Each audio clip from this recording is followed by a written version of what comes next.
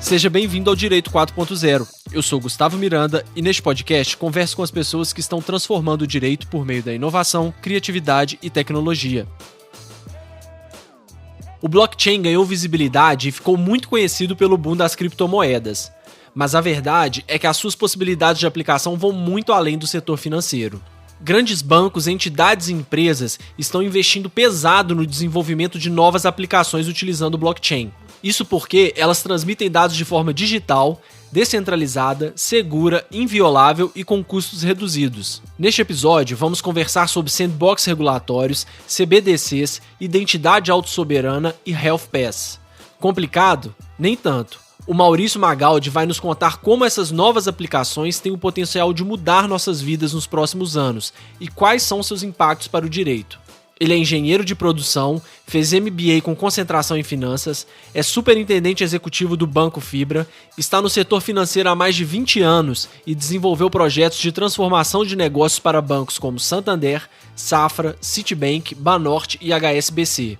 Ele também desbravou o mercado de enterprise blockchain com a IBM na América Latina e diversas indústrias. Além disso, ele é mentor de startups de blockchain, host do Block Drops Podcast e baterista da banda Versover. Vamos nessa?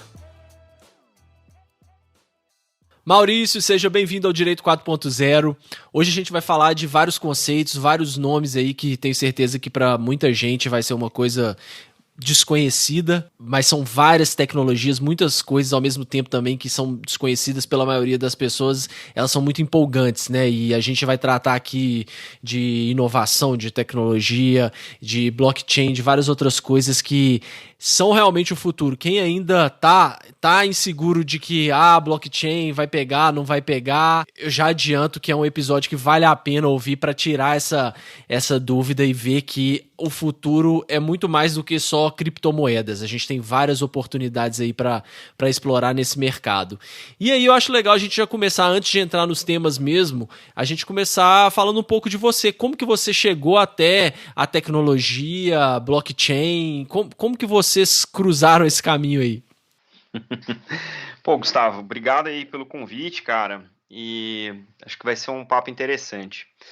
Bom, eu sou engenheiro de formação, então eu sempre tive essa cabeça das exatas, né? E comecei a carreira profissional trabalhando como desenvolvedor mesmo, como programador, trabalhando para grandes bancos aqui no Brasil. E aprendi bastante, né, de programação, de como funcionam as arquiteturas, como funcionam os sistemas bancários, como é que se integram as coisas, ou não se integram as coisas.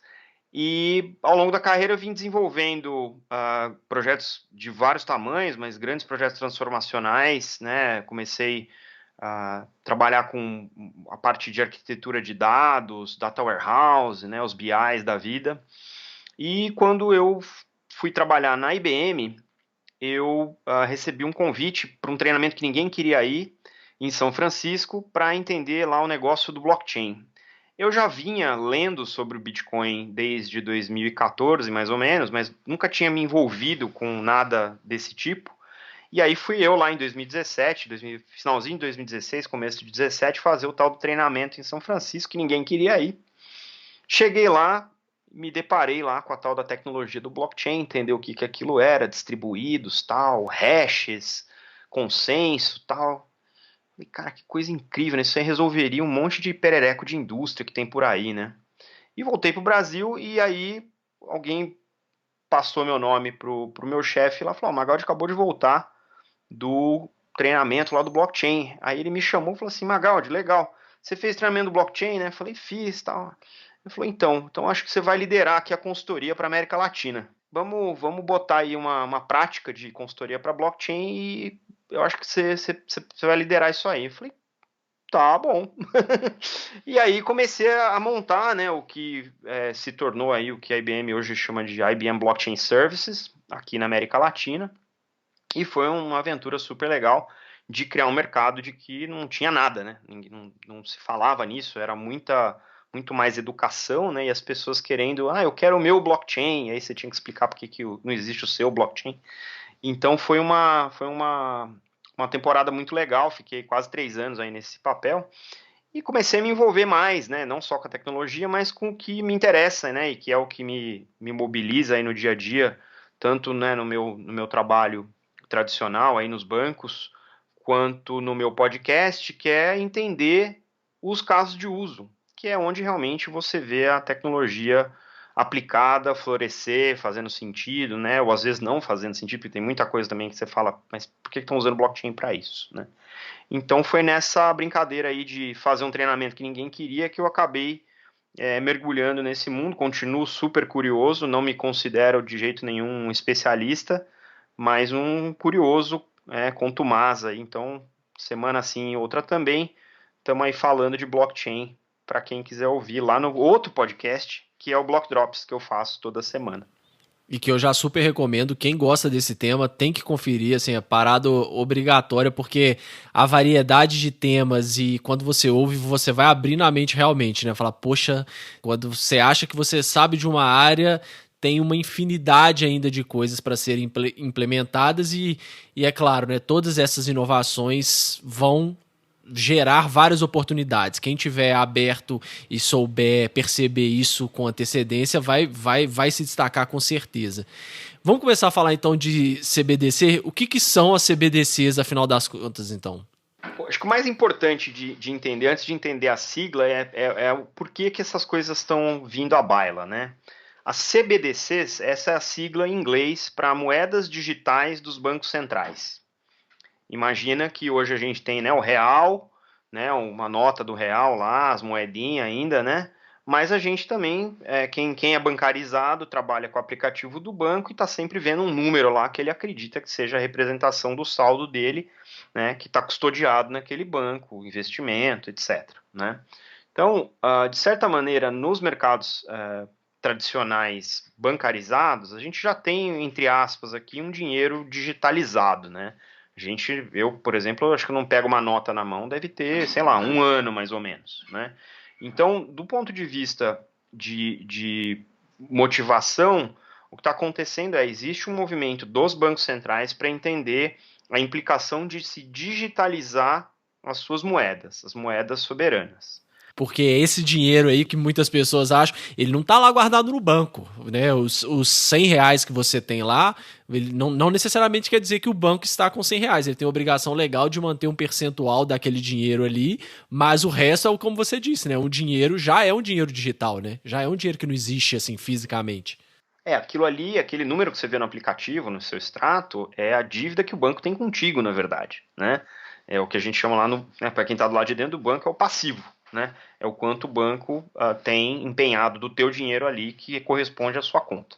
Então, o que aconteceu quando houve a criação das primeiras criptomoedas aí, começando lá em 2008 com o Bitcoin, né, com o paper e depois com a própria moeda em si? O que aconteceu foi que no mundo haviam talvez 200 moedas, porque são 200 países ou coisa desse tipo, e de repente a gente começou a ter outras moedas que no mundo digital elas tinham um valor. Elas representavam armazenamento de valor e podem ser usadas como meio de pagamento. E isso explodiu. Hoje a gente deve ter beirando aí as 3.000 criptomoedas. Ou seja, você tinha um mundo de 200 e agora você tem um mundo de 3.200 moedas. Né? Então, com a talvez a proliferação das criptomoedas, a gente tenha visto uma necessidade dos bancos centrais falar assim, bom, se esse é o caminho da economia digital, né, a tal da Web 3.0, a gente vai precisar se posicionar nesse novo ambiente. E aí começaram as várias explorações, né, de você ter moedas soberanas, né, digitalizadas como as criptomoedas. Algumas vão usar blockchain, outras vão usar outros tipos de tecnologia, mas o fundo é que os bancos centrais estão começando a explorar a possibilidade de reter os balanços, aí sim numa representação inequívoca daquele saldo. Né? Aquele R$1, ele é R$1 mesmo, e ele está digital ali, e ele representa aquele dever ou direito de maneira inequívoca. Então, essa movimentação que a gente chama hoje de CBDC, que começou a ser acelerada pela China, o Japão fez algumas explorações, a França e o Banco Central Europeu também, alguns países das Américas, os Estados Unidos têm o que eles chamam lá de, tem o stablecoin, que não é uma criptomoeda livre, é uma criptomoeda presa com paridade 1 para 1 com o dólar, e ainda não é uma CBDC, mas é um meio caminho até lá, né, conceitualmente. E a gente viu agora, na virada do ano, várias legislações em vários países importantes, seja, né, na Europa, no bloco europeu, nos Estados Unidos, na Ásia, de países se organizando para fazer experimentos cada vez mais sofisticados com as CBDCs. Então, não é que a CBDC vá vir em algum momento substituir todo o dinheiro físico, mas em grande parte a gente vai poder substituir o dinheiro físico para coisas que são nativamente digitais, né? Mandar R$ 1, pedir R$ 1, fazer uma cobrança, fazer um depósito, mover dinheiro para lá e para cá, pode ser feito sem necessariamente envolver o que a indústria chama de numerário, que é o dinheiro físico, né? Movimentar essas quantidades digitais pode vir a ser muito mais barato para a própria, porque fazer dinheiro custa dinheiro, né? Pode ser mais barato para a própria indústria. Então, esse é um movimento interessante. Não existe um consenso mundial sobre o que isso significa, quais são as tecnologias que são recomendadas, para que casos de uso de dinheiro isso deveria ser utilizado. Então, nós estamos nessa fase emergente das CBDCs, que é super legal, porque tem coisas acontecendo em todo o mundo, né? E isso vai dar muito espaço para a gente também inovar em produtos e serviços financeiros, de seguros, de investimento, etc. Então abre uma avenida grande aí para inovação, utilizando isso até como base. Agora, aonde que você acha que aconteceu essa virada de chave? Porque até pouco tempo atrás, né, alguns anos atrás, você falar de criptomoedas ainda era uma coisa bem desacreditada, assim, né? Era uma coisa bem específica para quem era da área, para quem entendia, era visto assim como uma coisa de meio nerd, assim, né? Só essas pessoas muito ligadas à questão de tecnologia que entende, não vai para frente nunca, etc e tal. Até que aconteceu esse boom que a gente viu de Bitcoin e hoje tem Dogecoin, tem, enfim, várias moedas aí. Aonde que virou a chave dos países pararem e pensarem assim, poxa, é uma coisa que está acontecendo e não é mais só não é só para esses nichos, não. É uma coisa que pode tomar proporções muito grandes e a gente precisa entrar nisso e se posicionar. Por que você acha que deu essa virada de chave assim? Eu acho que, do ponto de vista de mídia, né, o Bitcoin, o preço do Bitcoin, ele afeta bastante o quanto as pessoas prestam atenção ou não nesse tipo de coisa, né? Então a gente teve duas ondas de altas máximas, né, do Bitcoin nos últimos 18 meses, né? E isso provocou, inclusive, a entrada de empresas, de corporates, né, em colocar Bitcoin no seu balanço. Isso aconteceu com a Tesla, PayPal e a MicroStrategy, que a MicroStrategy é a mais agressiva de todas elas. E aí, quando você, né, tem um evento desse, você força a sociedade, as economias a avaliar o valor daquele ativo, né? Então, acho que esse movimento foi importante para consolidar a história, né, do blockchain enquanto potencial de armazenagem de valor, especialmente o Bitcoin, mas abre a discussão para muitas outras facetas, né, que podem ser discutidas e ampliadas em cima dessa discussão base. Ajuda também que a China construiu uma grande infraestrutura tecnológica para hospedar diferentes tipos de blockchain, é o BSN, né, o Blockchain Services Network, é um serviço chinês gigantesco, com altíssima capacidade, e em cima disso o Banco Central chinês resolveu testar uma CBDC. E aí emitiu, sei lá, acho que foi 82 milhões de yuan digital e botou isso para jogar, né, no comércio chinês. E aí os outros bancos centrais falaram, bom, peraí, isso aqui é de verdade, né? Isso não é só... o pessoal falava assim, isso aí é dinheiro do banco imobiliário, né? Não vale nada, tal. E no fim das contas, existe por trás de tudo isso uma grande discussão que é o que é lastro monetário, né? Eu não sou um economista, eu não entendo das dinâmicas mais clássicas, mas no fim das contas, quando você olha para as criptomoedas, e de jeito nenhum isso é uma consultoria de investimentos, eu só estou dando uma análise sobre esse assunto, é que lastro é a demanda. é livre mercado, né, one-on-one, né, o quanto aquele ativo é desejado é o quanto as pessoas estão dispostas a pagar por ele, e por isso a gente viu essas altas aí do Bitcoin. Tem outros fatores macroeconômicos e microeconômicos, mas esse é a grande discussão. E aí, a reboque disso, né, se a China, que é um grande player na economia mundial, está se movimentando nessa direção, meio que obriga os demais bancos centrais a discutir o assunto e até, né, chegar, como a gente está vendo agora, às vias de fato de realmente até o próprio Brasil já discutindo ativamente o real digital, a CBDC brasileira. Então é realmente um movimento global. E aí vem todas as consequências disso, né? O que acontece com os bancos nesse cenário, porque hoje os bancos são os fiéis depositários, né, do dinheiro circulante. Se o Banco Central vai emitir, quem é que custodia, então é uma dívida do Banco Central com a pessoa física, em que espaço essa CBDC vai rodar, né? É uma CBDC realmente descentralizada, mas pô, é uma moeda de Banco Central, numa infraestrutura descentralizada, como é que funciona isso? Então tem várias questões ao redor disso que estão sendo discutidas ativamente e precisarão ser definidas. Então participar desse momento, né, de construção da nova realidade digital da economia do mundo é muito empolgante mesmo. Então CBDC eu acho que é um assunto que tem que estar na agenda de todo mundo que presta atenção nos mercados, não precisa ser nem no mercado financeiro, né? Porque se você tem uma indústria, você vai precisar tomar um empréstimo, como é que vai funcionar essa dinâmica, né? Como é que funciona o seu balanço contra o que vai estar acontecendo no mercado. Então tem muita coisa ainda para ser definida, explorada, né? E aí, por fim, experimentada, porque acho que o grande barato disso tudo é poder colocar essas coisas para jogo. E como que funcionaria a dinâmica em relação ao que a gente já tem hoje? O que que mudaria na nossa dinâmica? Porque a gente começou já falando que hoje a gente já tem uma espécie assim de dinheiro digital que eu vou fazer, ainda mais agora nesse cenário que a gente tem Pix, né? Fica muito mais fácil de fazer as transferências 24 horas por dia.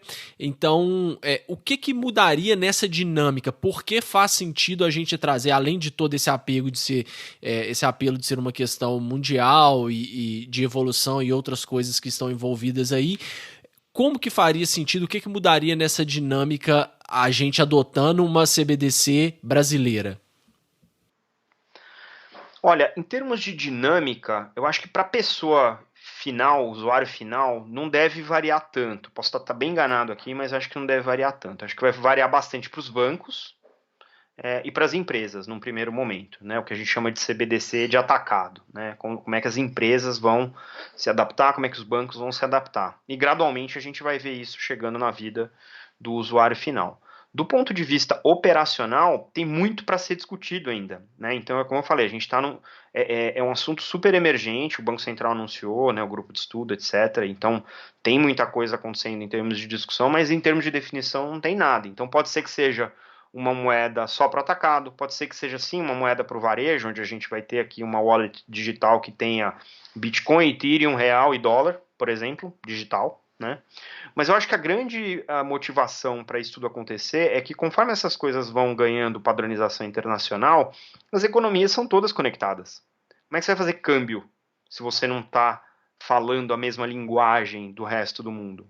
Câmbio é o que mobiliza, né, a economia mundial, exportação, importação, comércio internacional, as dívidas, os produtos internacionais de investimento. Então, se você não acompanha isso e não está. E a gente tem um benefício, e eu acho que a gente tem que reconhecer que o nosso Banco Central, tradicionalmente, é um Banco Central muito mais ativo e propositivo, né, do que a média dos bancos centrais mundiais. É um banco central que tem muito boa reputação internacionalmente entre os bancos centrais, né? Então acho que a gente está num momento realmente de botar a cara para estudar, né? E é como eu falei, acho que tem que colocar essas coisas para jogo, para a gente testar em pequena escala e ver onde funciona e onde não funciona, né? Eu não acho que vai ser uma regulação que vai ser escrita de uma vez só, por exemplo.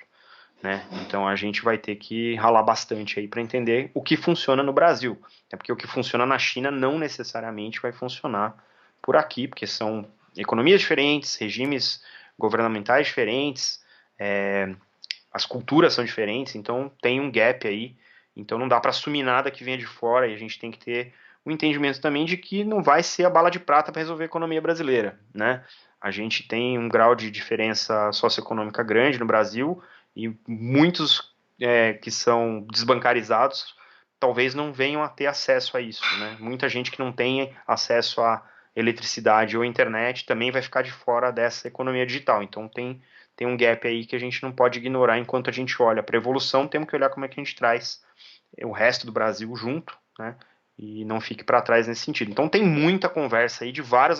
O que é legal nessas questões ao redor do blockchain, especialmente do CBDC, é que você é obrigado a pensar em várias situações e em várias disciplinas diferentes, né? A gente fala de tecnologia, de economia, de sociologia, de política, de regulação, né? E aí está o espaço para os advogados também, de repente, como é que se engaja nessa discussão e traz as perspectivas, né, de impacto naquilo que existe, quais as possibilidades, né, avaliar com os pares internacionais o que está acontecendo nos seus países. Eu acho que tem uma discussão pública importante para a gente ter ao redor das CBDCs.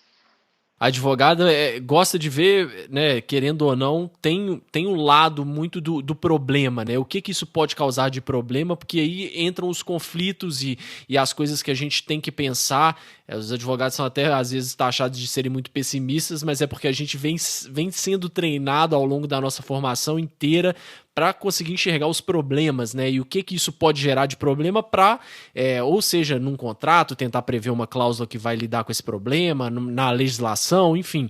Você já enxerga alguma coisa que está sendo conduzida aí, pode ser tanto aqui no Brasil quanto fora do Brasil, que você acha que é um problema e que precisa ser tratado antes da gente evoluir nessa conversa? Olha, do ponto de vista de problema, acho que a principal discussão quando a gente fala de CBDC é o que acontece do ponto de vista de risco sistêmico numa infraestrutura dessa, né? Então, eu não acredito que a gente vá ter em nenhum lugar do mundo a entrada de uma CBDC que implique, por exemplo, a revisão de 100% dos contratos vigentes naquele país, né? Isso tornaria a implementação virtualmente impossível, né? Então, eu acho que o que vai acontecer, e aí eu vejo o papel do advogado nesse sentido, é participar das discussões públicas para justamente discutir as implicações daquilo que está sendo propondo fase a fase nessa implementação. Como eu falei, eu não acredito que vai ser implementado tudo de uma vez, mas eu acho que fase a fase vai ser importante que a sociedade discuta isso e a ótica dos advogados nessa discussão eu acho que é riquíssima e precisa aparecer, né? Essas implicações, essas entrelinhas, né, que os advogados leem super bem, precisam aflorar nessa hora dessa discussão para trazer essas implicações e aí, obviamente, mover a discussão adiante, né? Não encalacrar a discussão.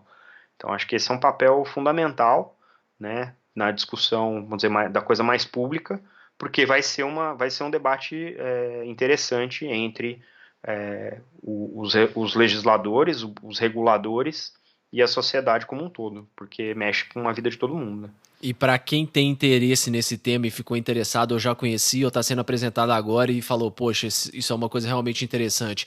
Aonde que você recomendaria que essa pessoa buscasse mais conhecimento? Como que ela pode participar dessa discussão? Eu sugiro a primeira fonte de informação que eu mesmo acabei tendo contato e foi super útil é o framework do Fórum Econômico Mundial para as CBDCs. Eles publicaram, numa das reuniões de Davos, um documento que é um toolkit, né, uma caixa-ferramenta, por assim dizer, regulatória, para inspirar os reguladores a trabalhar com as CBDCs. E, pouco a pouco, o Banco Central Brasileiro vai soltar as normativas, né? Pouco a pouco vai ter essa discussão mais tangibilizada.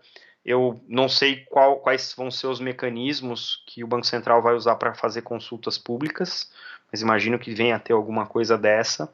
Mas é importante ficar de olho na regulação, conforme o Banco Central for soltando, ou o próprio Copom, de repente, for soltando as determinações sobre como vai funcionar. É importante que a gente esteja atento, leia e possa ecoar as preocupações a cada uma dessas publicações. Então, acho que esses são principalmente as duas fontes, né, oficiais, vamos dizer assim, que eu acho que faz sentido acompanhar. E aí tem toda a indústria, né, da mídia e das notícias, tem grandes portais aí que já estão discutindo esse assunto, não é de hoje. Então, posso citar aqui o Block News no Brasil, o Cointelegraph que tem no Brasil também, tem o pessoal do CoinDesk, quem mais? Bom, tem vários portais. Acho que são os três que a Ledger Insights também, que é um portal na Ásia.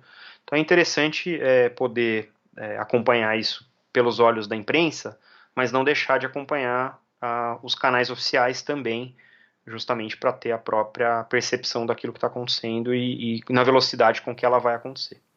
Legal, legal. Vamos continuar então nessa linha de falando de descentralização. Vamos falar sobre identidade autossoberana? O que é essa identidade? Qual que é o princípio? Da onde surgiu? Cara, identidade é um tema interessante, né? E é uma coisa meio conflituosa, né? Porque a gente está acostumado a ter a nossa identidade registrada centralizadamente, né? Totalmente. O seu registro geral, o RG, né? Para os mais novos, o RG, o seu CPF, né? A sua carteira de motorista, isso tudo é emitido por uma autoridade central, né? Soberana. Quando a gente pensa em ambientes distribuídos, especialmente no ambiente digital, o que a gente tem hoje em dia é uma dificuldade de entender com quem a gente está interagindo do outro lado do ambiente digital, né? Você pode ter, né, os perfis fake, os robôs, né? Os robôs estão cada vez mais sofisticados, então emulam bastante, cada vez melhor a linguagem e a cadência do ser humano, né, numa conversa online. Então, tem muitos riscos associados à presença digital e também à privacidade, né? A gente tem aqui no Brasil uma legislação, uma das mais modernas, que é a LGPD, sobre privacidade do indivíduo. Tem outras, nos Estados Unidos tem o RIPA, mais para a parte da saúde, tem a GDPR, que inspirou a LGPD, né? A GDPR na Europa. Então, tem muita coisa que começou, né, especialmente com o avanço das redes sociais, onde a gente é incentivado a expor a vida da gente, né? Existe uma indústria. Eu tenho uma frase interessante, acho que foi um documentário, não lembro o nome do documentário, mas ele fala que se o serviço é de graça, o produto é você, né?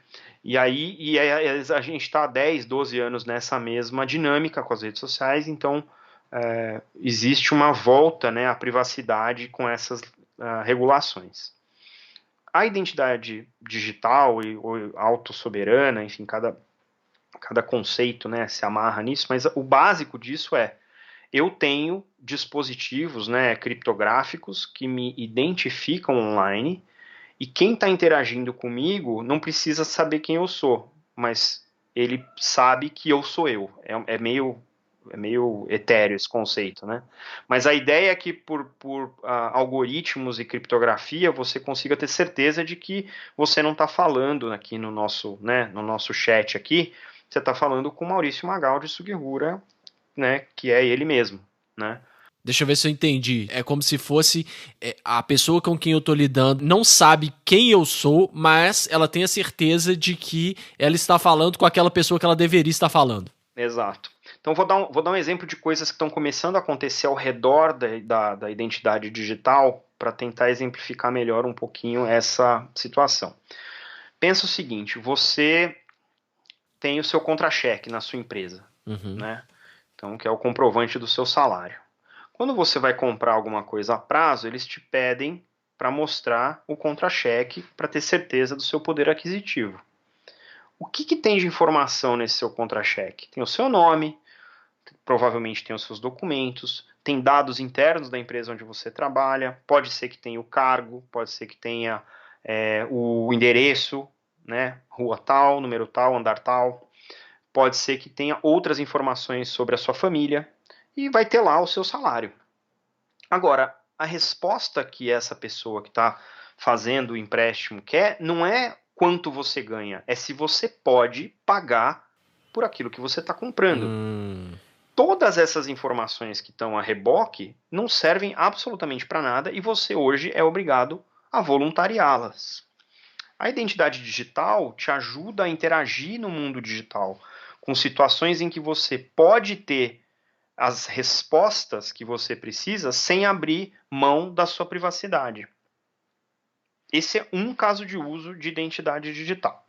Um outro caso de uso interessantíssimo, que está acontecendo inclusive na Ásia e na Europa Oriental, ali é uma região de muito conflito e de muito refugiado. Então, o refugiado vai passando de campo em campo, tentando sair da região de onde ele está para ir para uma região mais estável no meio da Europa, né, na Europa Central ou mais ou mais ocidental, ou ainda norte da África, enfim, para estar em segurança. Só que cada vez que ele passa num campo de refugiados, ele recebe uma batelada de vacinas novamente. Olha que interessante. Né? E aí, por que ele recebe essa batelada de vacinas? Porque o refugiado não tem identidade, não existe uma autoridade central num país destruído. Como é que alguém vai dar um RG para um cara que está fugindo de um país em guerra civil? Então, já existem soluções de identidade digital que rastreia essa pessoa por biometria ao longo dos campos, para que ela não passe, né, pelo mesmo tratamento de saúde 2 vezes, para que ela possa ser identificada como uma pessoa que está saindo de um lugar e indo para outro, e não seja necessariamente retida ali por mais tempo do que o necessário. Então, melhora até a questão da dignidade da pessoa numa situação extrema, né? E tem outros cenários, por exemplo, onde você está fazendo. Isso são discussões interessantes, e isso meio que blenda no próximo tópico que eu acho que a gente poderia também falar, que é o tal do prontuário médico. O prontuário médico ele é tão íntimo que ele pode até ser considerado uma maneira de você derivar a identidade da pessoa. Quanto mais informação de um prontuário médico você tem acesso, mais curta é a jornada entre aquela informação e a identidade da pessoa que tem aquele prontuário, né? Então, o que a gente está vendo no mercado agora são várias soluções distribuídas, e elas não são distribuídas do ponto de vista absoluto, elas são distribuídas do ponto de vista de agências. Então, você tem diversas agências governamentais de diversos países colaborando nessa mesma rede e dando fé que toda a informação que foi colocada ali, primeiro, é privada, criptografada, inequívoca e só pode ser liberada pelo dono da informação, que é o cara que tem o prontuário médico ali. Então, o Maurício é o Maurício, dentro, né, dessa rede de dados. Ele tem esse prontuário médico que só ele vê, e ele só libera os detalhes para quem ele quiser, quando ele quiser, pelo tempo que ele quiser. Então, você devolve a privacidade ainda no meio digital. E o que está promovendo, né, o pessoal chama de prontuário médico, tem umas soluções chamadas Health Pass, que já tem até um padrão global. Esse Health Pass é a tentativa do mundo voltar à normalidade no mundo pós-pandemia. Porque aí eu sei onde esse cara foi vacinado, sem saber que vacina de repente ele tomou, ou quem é ele, mas eu sei que ele pode, por exemplo, entrar num metrô. Então eu não corro o risco de ter uma dispersão daquela doença contagiosa dentro do metrô ou dentro de um teatro. Então você começa a abrir a economia, abrir a sociedade e rastrear de maneira anônima essas pessoas, porque esse dado está criptografado dentro da blockchain e a blockchain é acessada por vários desses agentes para garantir que a mobilidade aconteça. Então, tem várias camadas e vários casos de uso que se beneficiam, né, dessa identidade.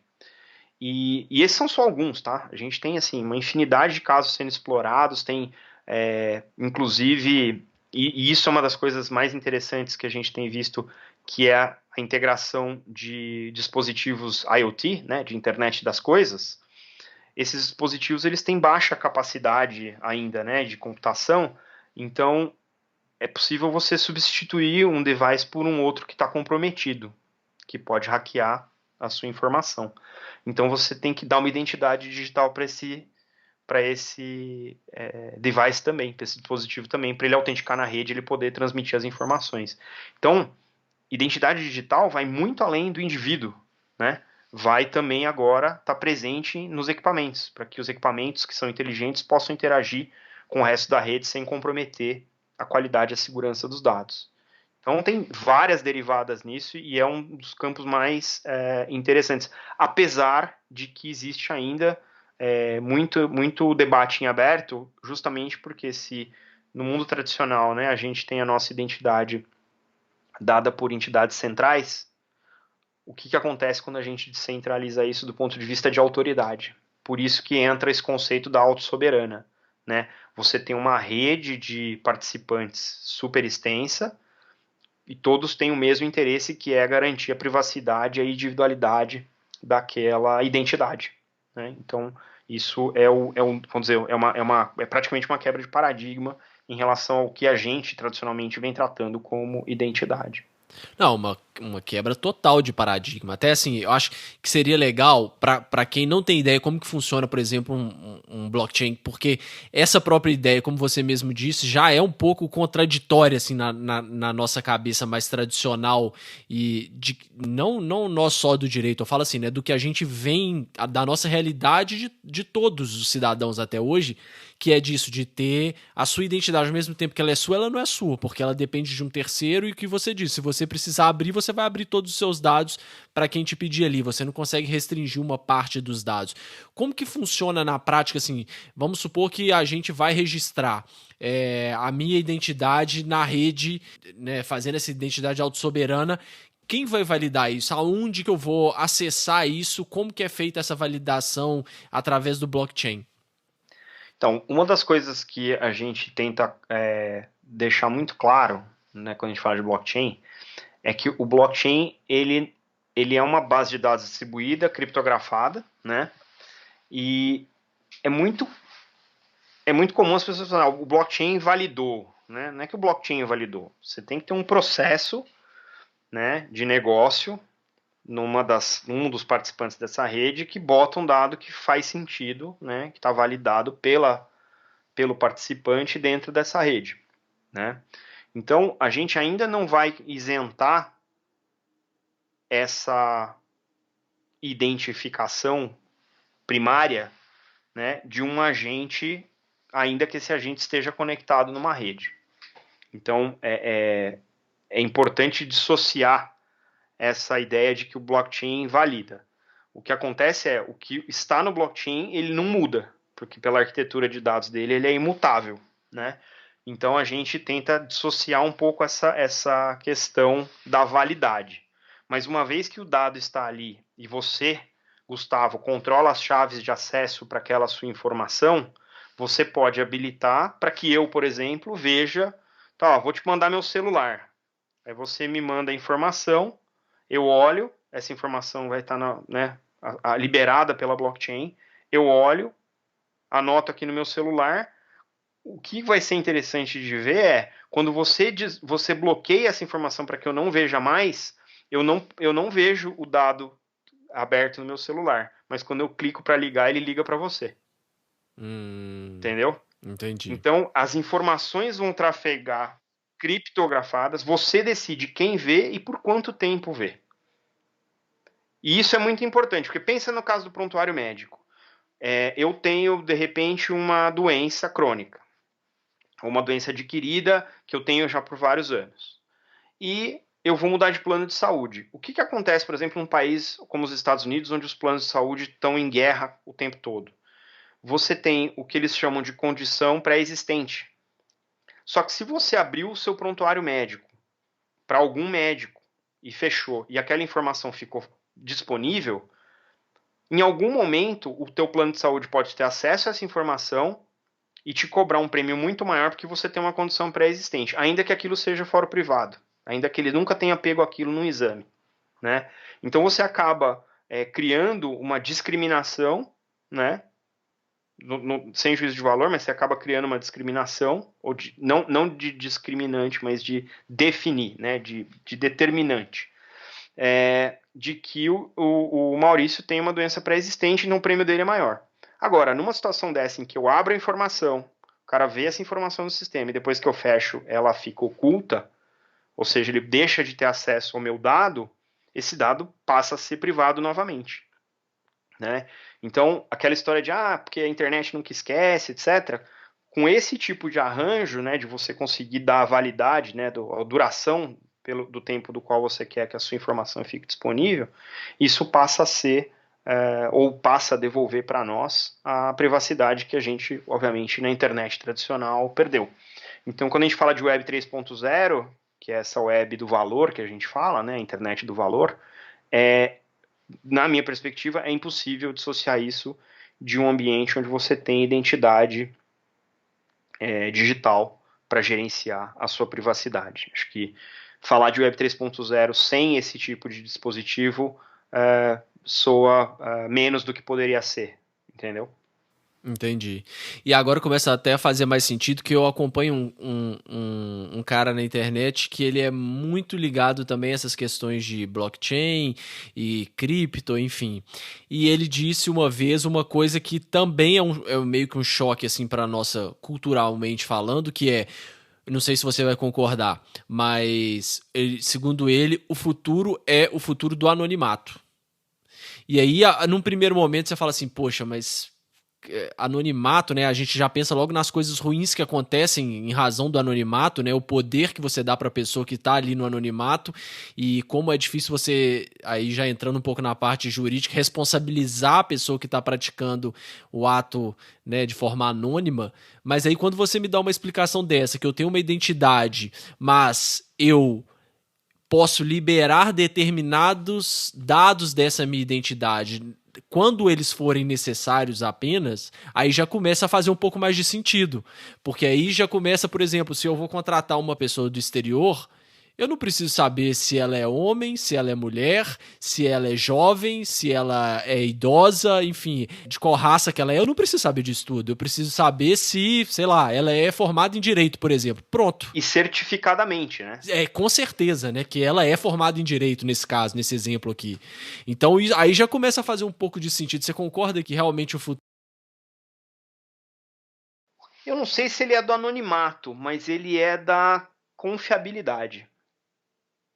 O que você descreveu aí é um processo de embutir confiança onde ela não existiria, né, sem esse tipo de infraestrutura que permite que isso aconteça, né, que a gente trata a blockchain como uma tecnologia de infraestrutura. Então, concordo, eu acho que, inclusive, tem até exemplos. Eu fiz um bate-papo lá, um Block Talks com um brasileiro que mora na Inglaterra e ele trabalha numa empresa chamada PeopleCheck, que faz mais ou menos isso que você falou. Ele faz o background check da pessoa, isso fica gravado no blockchain, e aí o empregador fala assim, esse cara aqui eu preciso desse perfil, desse perfil. Esse cara tem o perfil? Ele fala, tem.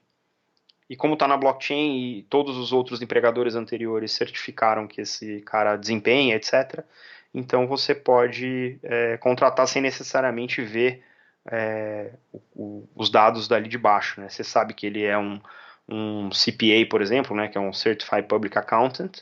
Isso está lá na blockchain e a PeopleCheck fala, sim, ele é. Mas você não sabe quando ele tirou, onde ele trabalhou, mas conforme você vai pedindo as respostas, né, as perguntas, fazendo as perguntas e pedindo essas respostas, ele vai te dar o sim ou não necessário para você contratar com segurança aquela pessoa, né? Então isso está cada vez mais presente, né, na vida da gente, esse tipo de coisa, e eu acho que em algum momento isso vai ser generalizado, né, inclusive vai ser o momento em que a gente vai deixar de falar de blockchain. Eu não vejo a hora disso acontecer, né? Que a gente passe a falar simplesmente como as coisas funcionam ou como elas têm que funcionar e não necessariamente falar da tecnologia que faz com que elas sejam assim, né? Não faz nem muito sentido, né? Agora que você falou isso, não faz nem muito sentido a gente ficar falando, do blockchain. A gente não fica falando, o meu Windows, sei lá. A gente não fica falando disso. Às vezes o paralelo, e eu converso com muita gente muito mais capaz do que eu, e eu aprendo muito com eles, e eles falam um paralelo interessante a história do TCP/IP, né? A gente tem lá o IP que define, é o protocolo que define como a gente se comunica pela internet. Hoje a gente faz tudo pela internet online praticamente e ninguém fica vendo, qual que é o seu IP? Por que alguém quer saber qual que é a blockchain? Né? Não faz sentido, né? Então eu acho que a gente vai chegar nesse momento, a gente não está lá ainda, né? Mas eu acho que a gente vai chegar num nível de maturidade em que não importa se está na blockchain ou qual blockchain que está, e se é uma cripto, se não é uma cripto, desde que você consiga fazer um pagamento e você tenha certeza de que o pagamento funcionou, e desde que você consiga, né, utilizar os seus dados a seu benefício de maneira confiável, pouco vai importar o que está por trás, né? Acho que a gente vai chegar nesse momento aí. Não estamos lá ainda, né? Mas a gente vai chegar.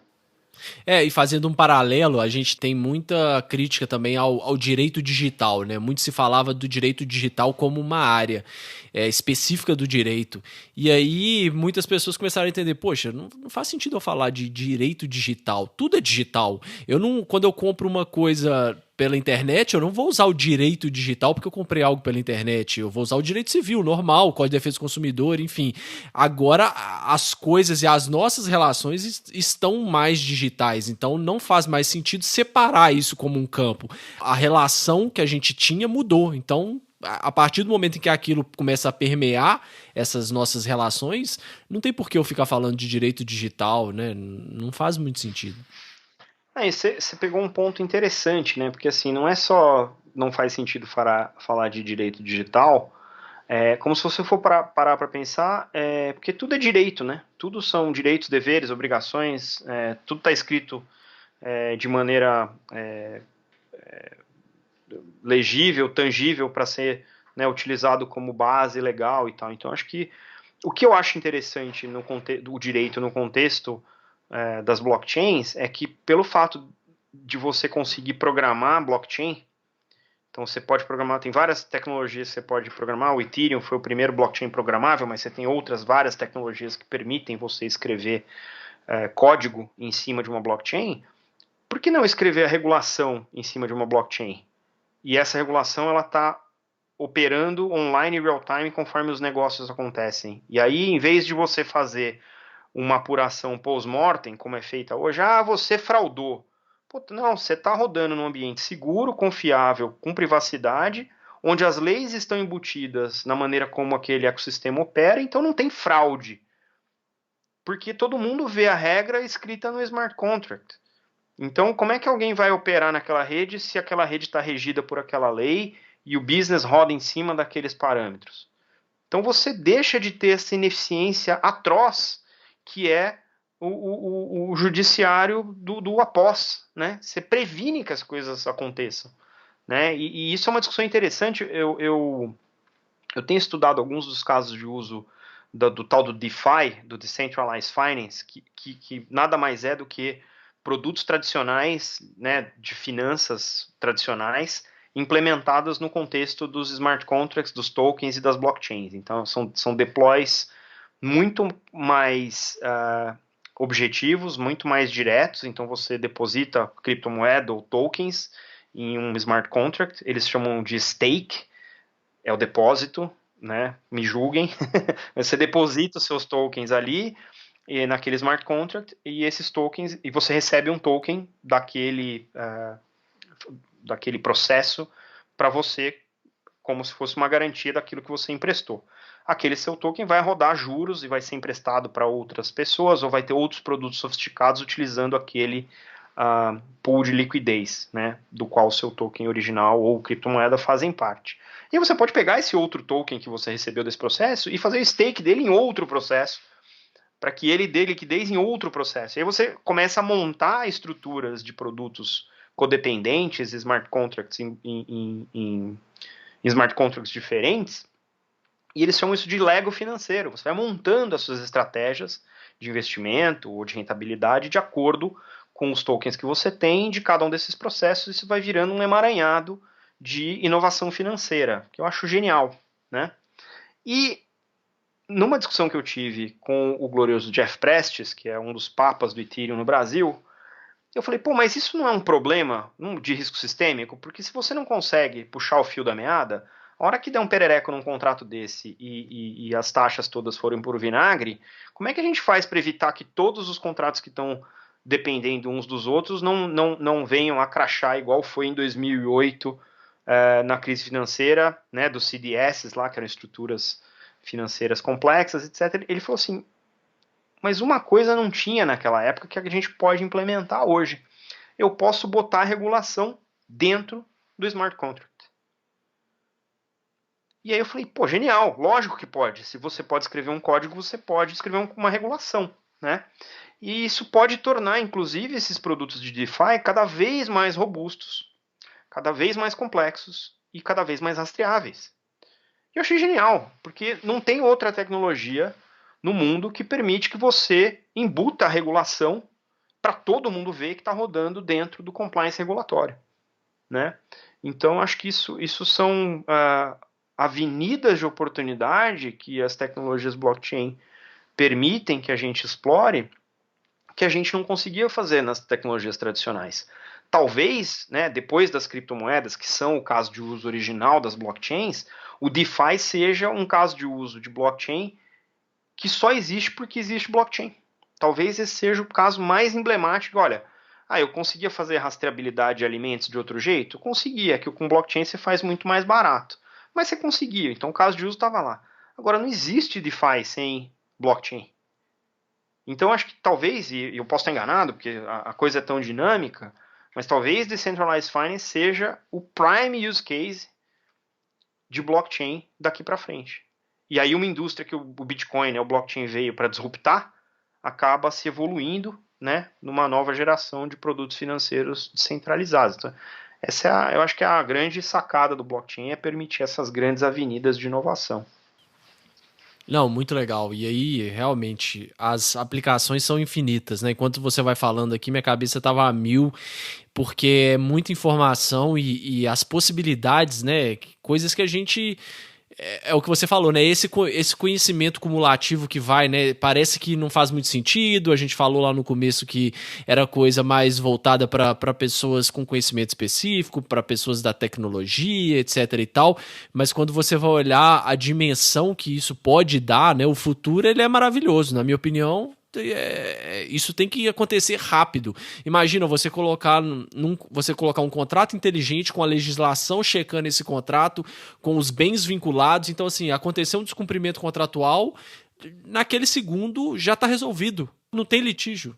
Nem chega no ponto de ter discordância, porque o código, se você faz o stake do seu token lá, você está concordando com o código que está escrito.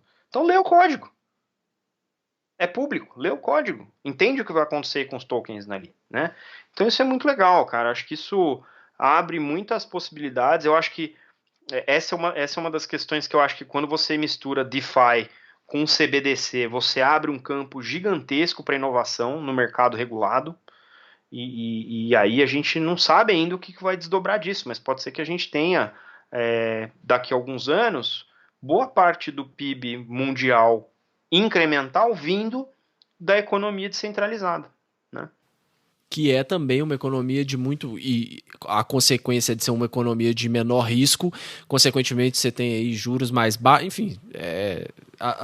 Você acessa o que eles chamam de liquidity pools no mundo inteiro, né? Aí vem a história de você ter o ambiente descentralizado, ele desconhece a fronteira de jurisdição. Uhum.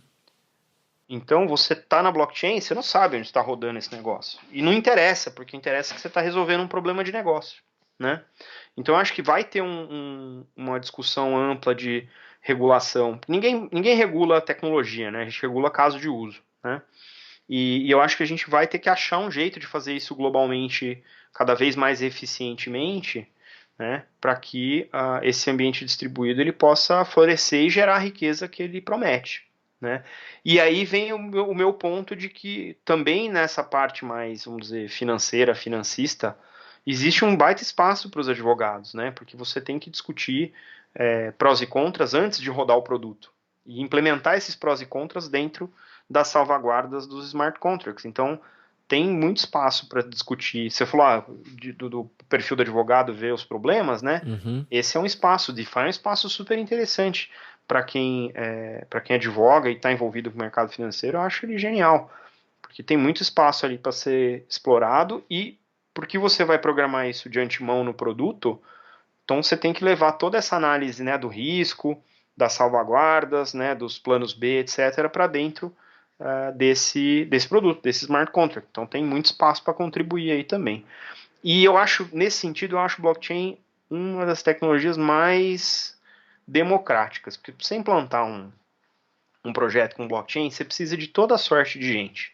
Você precisa do desenvolvedor, obviamente, você tem que ter um arquiteto, mas pô, você vai fazer DeFi, você precisa de um economista, você precisa de um advogado, tudo isso tem projeto, então você tem que ter um gerente de projeto, vai usar infraestrutura, tem que ter um cara de infra, tem que ter um cara de marketing. Então, assim, a gama de perfis que envolve qualquer projeto de blockchain é um negócio maravilhoso. Então tem espaço para todo mundo trabalhar com blockchain, ainda que você não seja um desenvolvedor, né? Então, se a gente vê tantos projetos interessantes que começaram, né, na ideia, sei lá, de um psicólogo, de um músico, entendeu? De uma pessoa que não necessariamente está vinculada intimamente com a tecnologia e estão ali discutindo, por exemplo, renda básica universal na blockchain. O cara é um sociólogo, né? Não, muito legal, legal demais. Enquanto você estava falando aqui, voltando um pouco à questão da identidade autossoberana e linkando um pouco também com a questão desses certificados de saúde digital, Health Pass, enfim. O que acontece em situações extremas? Por exemplo, imagino eu que quando pensando aqui, quando você for algum tipo de autoridade, uma polícia, enfim, que precise ter acesso a determinada informação, automaticamente isso vai ter no código, né? Vai estar lá, bom, essa autoridade aqui, ela consegue acessar as suas informações da mesma forma com que qualquer outra pessoa poderia acessar em um nível, vamos dizer assim, inferior de privilégios. É isso que acontece? Pensando no macro, quando isso estiver sendo adotado aí no mundo inteiro e a gente tiver algumas autoridades que precisarão ter acesso, por exemplo, em razão de algum cometimento de algum crime, alguma coisa, e aí a polícia precisa saber quem foi que fez aquilo ali e aí ela precisa ter acesso àquela identidade. É isso que funciona? São níveis de acesso de informações ou não? Eu vou dar uma resposta de advogado. Depende. Advogado adora um depende. Depende. E eu não sou advogado, mas nesse caso eu vou advogar. O ponto é o seguinte: depende da implementação, porque a gente acabou de discutir vários casos de uso. Esses casos de uso eles resolvem problemas reais. Se em alguma instância uma identidade autossoberana ou digital ou distribuída ela for operacionalizada por entidades governamentais, muito provavelmente o cenário que você descreveu agora vai existir. Uhum. Se ela for descentralizada por agentes autônomos, ou seja, anônimos em uma rede blockchain pública, muito provavelmente nem os próprios participantes da rede vão ter acesso à informação que está ali debaixo. Então, você tem diferentes graus de privacidade para diferentes graus de caso de uso, de diferentes tipos de caso de uso. Então, é possível imaginar uma realidade onde o que você descreveu aconteça? É. É provável que isso venha a acontecer? Também não é. Por quê? Porque todo mundo que está trabalhando com identidade distribuída está pensando na privacidade absoluta. Uhum. O que acontece numa sociedade que tem entidades centralizadoras é que a privacidade é relativa. E até porque aí você começa a ter uma coisa que é, por exemplo, algum tipo de regime autoritário, né? Que você queira utilizar essa tecnologia justamente para se esconder de algum tipo de abuso, alguma coisa que você está sofrendo, aí perderia totalmente o sentido, né? Exatamente. Entendi. Então, é interessante você ver, por exemplo, nos casos de Bitcoin, onde o próprio FBI já consegue rastrear a movimentação das carteiras e achar os indivíduos associados a determinados endereços. Então, quando a gente fala assim, o Bitcoin troca entre participantes anônimos, mais ou menos. As carteiras de Bitcoin ainda são o ponto onde você tem que trafegar do mundo real para o mundo cripto. Então, ali existe uma identificação. O que é anônimo é o minerador.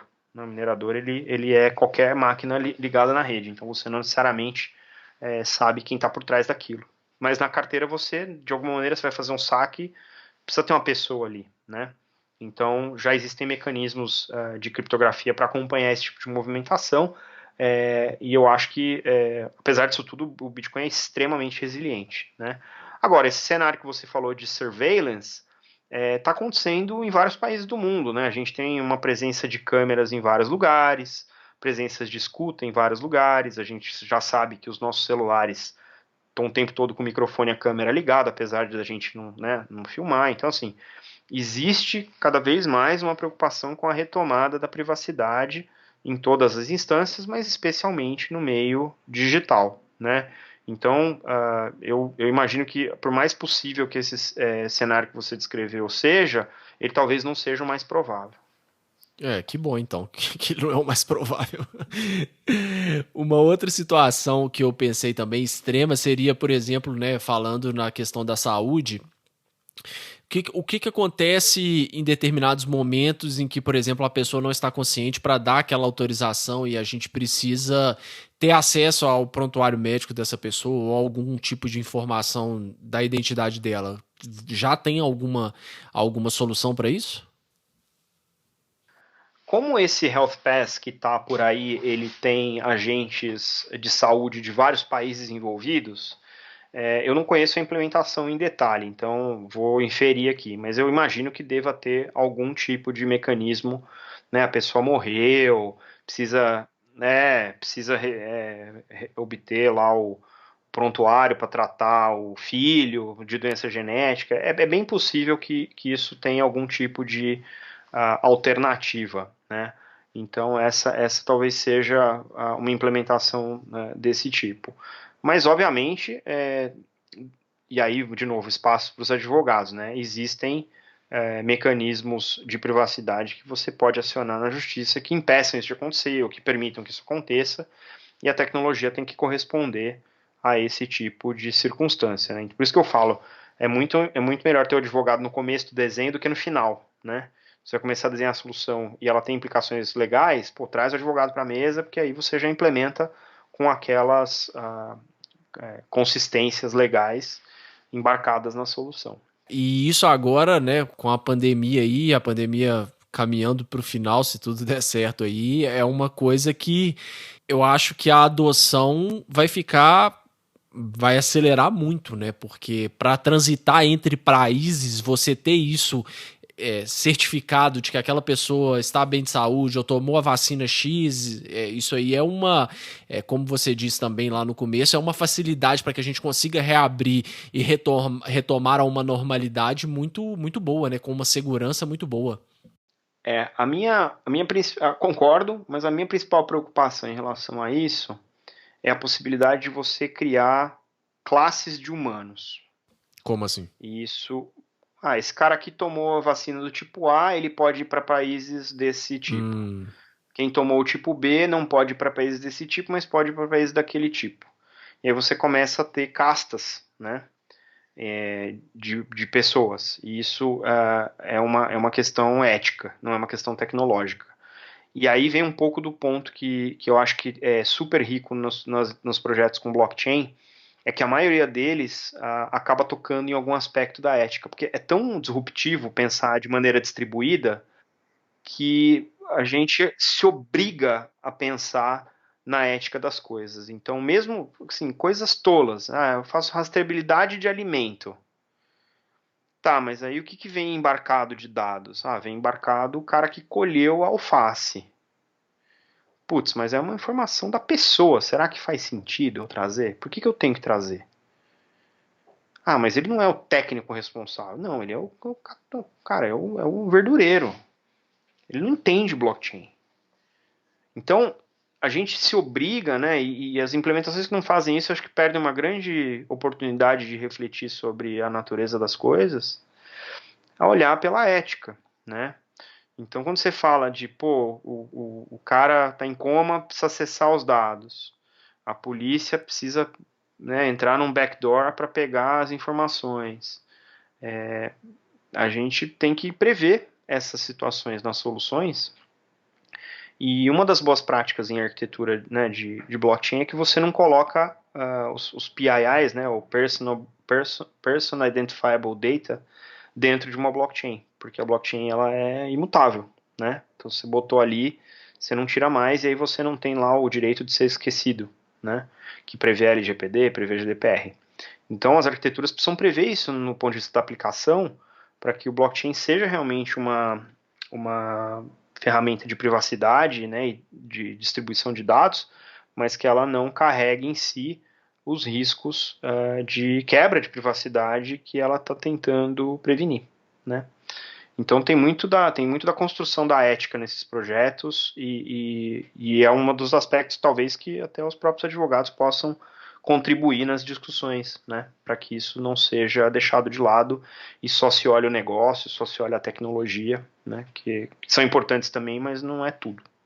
Então, e aí, a gente, para já ir caminhando aqui mais pro final do episódio, ô Maurício, vamos falar um pouco de sandbox regulatório. Como que tá isso hoje no Brasil? Aliás, vamos antes ainda, para quem nem sabe o que é. O que é um sandbox regulatório?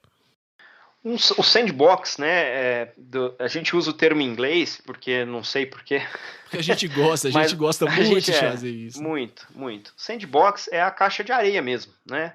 E o que a gente faz quando a gente é criança? A gente vai, joga, né, os baldinhos, rastelo e brinca na caixa de areia ali, não suja nada para fora, se sujar você põe para dentro. E aí levantou, tirou a areia, volta para casa, toma banho e vai dormir. Então, a visão, essa imagem que eu estou passando aqui para vocês, é exatamente o que são os sandbox regulatórios. São áreas demarcadas pelos reguladores para que você consiga fomentar a inovação dentro do ambiente regulado com uma barreira regulatória menor, com custos de observância regulatória menor. E aí você permite que as empresas, os empreendedores, tragam novidade para aquele mercado regulado e testem os limites do mercado regulado sem colocar em risco o próprio mercado, né?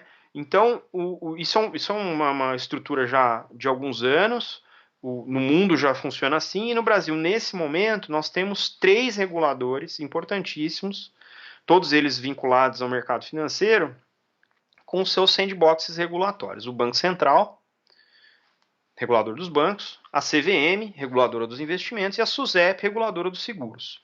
E basicamente o que a gente está vendo, e aí notícia fresca, né? Acabei de receber uma notícia aqui de que a CVM encerrou a análise dos 33 projetos que foram submetidos, reprovou acho que 27. Nó.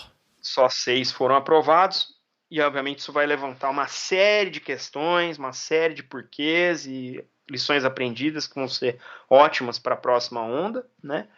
Mas o que é legal é que, poxa, até a SUSEP, que era dos reguladores, né, do mercado financeiro, uma das autarquias mais resistentes à inovação, porque o papel do seguro é ser avesso a risco, né, tá na natureza do business, eles estão com um sandbox regulatório. E o que se espera desse sandbox regulatório? Não é só apenas essa questão do tipo, olha, pode brincar aí na caixinha, se você jogar a areia para fora eu vou te tirar daí. Não é isso. O que se espera é que esses reguladores participem ativamente das atividades que estão sendo exercidas dentro desse sandbox, para que a proposição das regulações definitivas que venham a reger esses novos modelos de negócio que estão sendo exercitados no sandbox saiam de maneira plena, né, completa, bem escritas, com lições aprendidas, com os limiares, e que espalhe para o resto dos mercados que eles regulam a possibilidade de trazer essas inovações para o resto dos business. Porque não é uma questão de 1, 2, 10, 20 empresas só dentro do sandbox, é uma questão de mercado. Veja, nós estamos num mundo globalizado, queira você ou não, a gente compete com players no mundo inteiro. Quando a gente entra na criptoeconomia, não tem fronteira. Então, ou o regulador está, né, na leading edge aí da inovação com os seus sandboxes, ou o país perde competitividade globalmente. E a gente não está mais na idade, do ponto de vista, né, econômico, de ser passado para trás, né? Então, eu louvo essas iniciativas dos reguladores brasileiros, elas são extremamente necessárias, e a gente está aprendendo como faz. Esse resultado da CVM é um exemplo, o Banco Central tem tido também razoável sucesso, e a SUSEP está entrando nisso para fomentar também, dentro dessa estrutura, as inovações em seguros. Então, não é só inovação tecnológica, é isso que as pessoas têm que capturar. Não é só inovação tecnológica. A inovação tecnológica, ela habilita a inovação de modelos de negócio. E aí os reguladores estão aí justamente para regular e deixar saudável esse ambiente, para que essas inovações elas venham somar no mercado que elas regulam, para que mais empresas possam competir em pé de igualdade com essas inovações, tanto no Brasil quanto internacionalmente. Então, acho que a gente costuma falar, né, do setor público. Eu acho que, felizmente, no Brasil, a gente tem, nas autarquias que regulam o mercado financeiro, o pessoal de carreira é extremamente competente, é gente de nível internacional, que escreve paper para o mundo inteiro bater palma, e a gente está vendo isso na prática agora com esses sandbox, os 3 sandboxes regulatórios, e é uma atividade, assim, do ponto de vista, né, a gente está falando aqui para um podcast de direito, os advogados que estão no mercado financeiro, que trabalham com esses setores, têm um espaço enorme para apoiar as empresas, né, as startups, fintechs, insurtechs,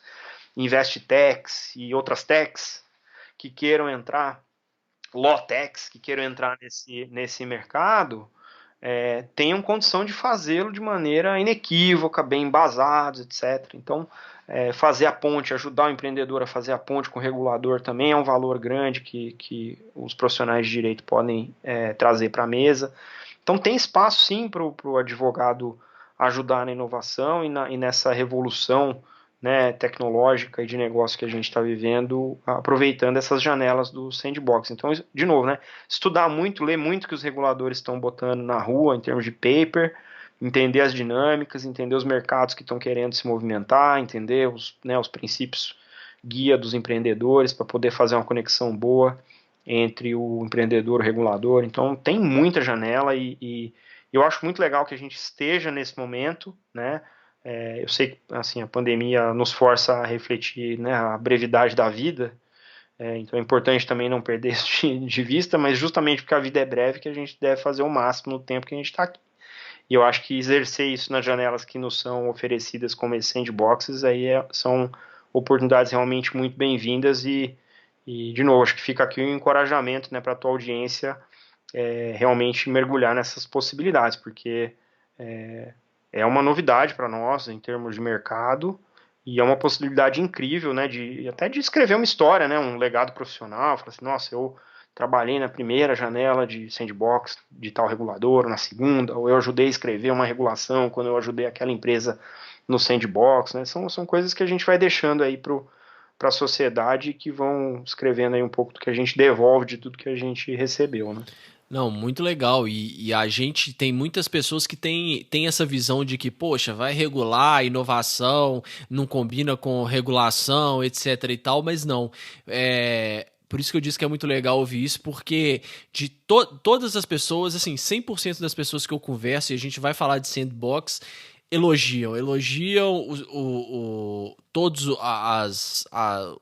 os players desse ecossistema, e todo mundo fala que realmente o Brasil, elogiando o Banco Central, você citou vários outros aí, está na frente e tem pessoas muito competentes, e explorar esses sandbox regulatórios é o melhor que a gente deve fazer para que a gente consiga inovar mais, cada vez mais, sem ficar esperando aquilo que acontece. Ou a legislação ela é tão extensa que ela realmente aí ela impede a inovação de uma forma por completo, ou quando chega determinada tecnologia, por não ter tido essa experiência de um sandbox, as pessoas começam a criticar e aí a gente tem vários, né, problemas que a gente viu aí. Vamos pegar, por exemplo, o Uber, né, lá no começo do Uber, quando chegou aqui no Brasil, a gente teve muito problema que, às vezes, se tivesse tido uma conversa ali, talvez, né, poderia ter sido evitado, ou não, né, não sei.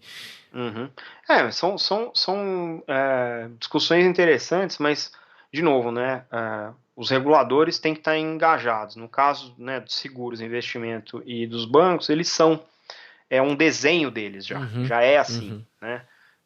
Então, a transição para o modelo, né, de permitir inovação, e aí vem a sacada, né? O pessoal tá falando, é disruptivo, todo mundo usa disruptivo como se fosse uma coisa boa, né? Disrupção, ela significa quebra de paradigma, né? E de repente o paradigma corrente, ele sustenta toda uma economia. E quando você quebra esse paradigma, você bota toda aquela economia para baixo. Então, o fato da disposição dos reguladores em organizar o sandbox regulatório para que fomente a inovação dentro do ambiente, né, que eles regulam, para depois isso ser replicado de maneira a aumentar a competitividade, não só no mercado local, mas como internacionalmente, eu acho estupenda, apoio, bato palma, torço pra caramba, sei de gente que trabalha nisso 24/7 e eu acho que esse é um caminho É o caminho mais certo? Não dá para falar de certo e errado. Acho que é um caminho possível e que está sendo bastante bem exercido. E gosto de ver as empresas que estão por aí pleiteando, né, o espaço no sandbox, porque é o sinal de para onde está apontando a inovação. Né? Isso, exatamente. A gente estava conversando aqui antes de gravar e você começou a me contar uma coisa que eu não quis nem ouvir o que que era, justamente para a gente contar juntos aqui no ar, mas você me disse que a gente tem aí já o primeiro caso, mudando um pouco de assunto, mas ainda dentro dessa questão de descentralização, de blockchain, é a primeira judicialização de NFT no mundo, né, pelo visto. Conta pra gente um pouquinho aonde que a gente vai chegar. O caso envolve o Jay-Z, né, o rapper, talvez o rapper mais abastado, ele não é nem rico, ele é abastado, como diz ali na minha cidade, do mundo, né? Ele está no meio de um processo agora, judicializou mesmo nos Estados Unidos. Um dos sócios dele na gravadora, ele tem uma gravadora chamada Rockefeller, são 3 sócios, cada um tem 1/3. E um dos sócios, o Damon Dash, ele fez um NFT do primeiro álbum do Jay-Z e botou numa dessas leiloeiras de NFT lá nos Estados Unidos. E ele estava leiloando os direitos que correspondem a ele, Damon Dash, daquele álbum. Só que o álbum é de propriedade do artista, Jay-Z. Os royalties que dele advêm são divididos entre os sócios da gravadora, porque a gravadora detém os direitos conexos, não os direitos autorais. E o álbum, juridicamente, é separado da gravadora. Uhum. Então, o Damon não tem nada a ver com o álbum e tem 1/3 da gravadora. Então, imagina a confusão de você pegar uma representação de um ativo do qual você não tem nenhum domínio, nenhum copyright, e botar 1/3 daquele ativo num NFT, que é um certificado de propriedade, ou seja, você está, assim, na minha opinião, sem ser advogado, está roubando o ativo, né? Porque você está pegando um ativo que existe, direitos que estão ali, documentais, e está botando 1/3 de um negócio que você não tem.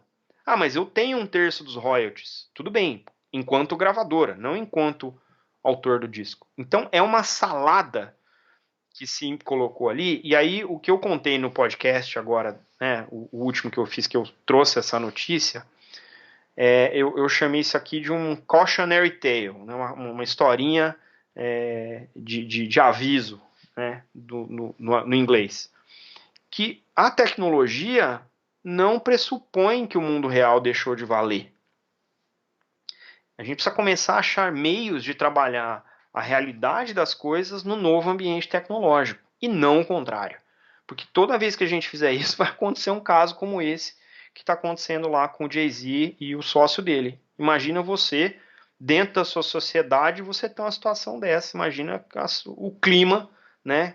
Bomba de climão que está ali na Rockefeller por conta de uma situação dessa. Vai se resolver, óbvio que vai, mas já vira um aviso, né? Se você vai fazer um NFT, veja todo o arcabouço legal dos seus direitos em relação àquilo que você vai colocar embarcado no NFT, para não correr o risco de passar um carão desse, né? Achando que pode e não pode nada. Não, isso, assim, deve ter sido feito numa correria, numa euforia, não sei, uma coisa de momento ali, porque é de uma ingenuidade tão grande, né? É de uma, vamos usar a palavra ignorância, assim, né? Porque é uma tecnologia nova, claro, nem todo mundo sabe, né, como lidar direito, mas pelas pessoas envolvidas é de uma falta de assessoramento até jurídico mesmo, né? Assim, absurdo isso.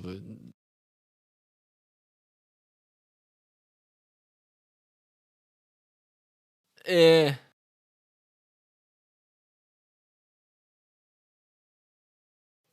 E lá nos Estados Unidos isso ainda é mais potencializado, porque lá o poder judiciário, as indenizações são todas milionárias, e quando você já está lidando com pessoas que são multimilionárias, bilionárias, sei lá, aí a coisa, assim, né, vira um angu de caroço, né?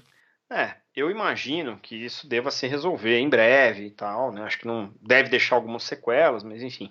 Mas o que eu acho que fica é a lição. A gente tem que olhar para um negócio desse e fazer a análise que você está fazendo, Uhum. né? Pô, por que que não falou? O que que deu errado? Por que que a empresa que faz o leilão do NFT aceitou, né? Que documentos foram apresentados? Como é que essa, né? Lembra, eu falei da história do blockchain. O blockchain ele registra, né? O que está combinado, mas não necessariamente ele valida, né? O que tá entrando, né? O dado ruim é um dado ruim, né? Uhum. E aí olhar para isso e falar assim, cara, acho que é o que você falou, a pressa de botar um NFT, ela sobrepôs ao cuidado que você tem que ter para entender o que implica um NFT quando você está tratando de direito, né, de alguma coisa, sobre alguma coisa. Então achei muito legal essa história do ponto de vista, né, educacional. Esse é o propósito do Block Drops, né, não é fazer propaganda de nada, é muito mais trazer essas coisas para o público entender as implicações, né? E tem casos de uso que eu trago no podcast que eu falo, isso aqui não precisa de blockchain, gente, nem era para ter blockchain aqui, né? E aí você vê uma situação dessa, é tão emblemático, porque assim, é o que você falou, o cara é bilionário. Como é que no quintal de um bilionário tem uma salada jurídica tão grande por causa de uma tecnologia? É até surreal a gente, né, se resumir assim, parece estúpido, mas a gente não sabe. E aí vem a história do foco. Se você está focando na tecnologia e não no business, você vai arrumar a tecnologia e vai criar um problema para o business. É tiro e queda. Então, provavelmente ele estava olhando tanto em ser o primeiro, vai lançar, vai fazer o rap, não sei o quê. E aí você fala, olha só, queimou a largada. Exato, queimou a largada. É isso aí, resumiu bem, queimou a largada total. Maravilha, Maurício. Vamos então já começar a encerrar aqui o episódio. Curti demais. Eu vou te fazer só umas perguntas rápidas para você me responder. Qual que é a dica mais valiosa que você já recebeu? É o 11º mandamento. Minha tia-avó falava assim, não forçarás a barra.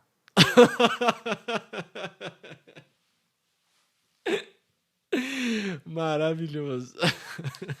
Saudosa tia Silvia, sabia muito da vida. Maravilhoso. Cara, tem coisa que é tua, tem coisa que não é, e é isso aí, entendeu? Sem também ficar pesando na cabeça dos outros, nem na sua. Acho que tranquilidade é uma escolha, né? Acho que tranquilidade é uma escolha, né? Eu tinha um mentor também que falava isso. Então é um pouco do não forçar a barra, tem muito dessa, né? Ficar tentando. Na minha terra também tem o murro e ponta de faca, tem várias coisinhas dessa aí, mas essa da minha tia Silvia é uma que eu aprendi logo cedo na minha vida profissional e eu nem sempre a gente exerce, né? Mas quando a gente começa a ver que a coisa não está indo, você lembra do 11º mandamento. Maravilhoso. E o que significa sucesso para você? Putz, cara, difícil, hein? Essa pergunta é complicada. É igual quem é você, né? Você tentar descrever quem é você. Exatamente. Mas, assim, bem toscamente, acho que, cara, sucesso é você estar satisfeito com a tua jornada. Não é o destino, né? O pessoal fala que a jornada é o destino, né? E eu acho que é isso, é você conseguir se sentir satisfeito, né, com a jornada, com a história que você está escrevendo. Acho que essa é a receita do sucesso, assim, você ficar mais no hoje do que ansioso com amanhã ou preso no passado. Então acho que talvez seja isso. Maravilha. E para quem ficou interessado nesses temas que a gente discutiu aqui, tem mais algum material que você indicaria, além dos que você já falou, principalmente de CBDC? Olha, aqueles portais que eu mencionei, todos, né, o Cointelegraph, o Coindesk, Block News e o Ledger Insights são meus recursos principais, é onde eu busco as minhas referências. Eu tenho uma rede de contatos no LinkedIn que é maravilhosa, tem gente muito boa do mundo inteiro ali, e eles me alimentam com as notícias as mais curadas possíveis ali, então o LinkedIn também é uma fonte inesgotável de gente boa, gente do bem, assim. Sempre tem os nós cegos, mas o LinkedIn, pelo menos eu consegui filtrar bem ali minha rede, minha bolha é uma bolha super legal.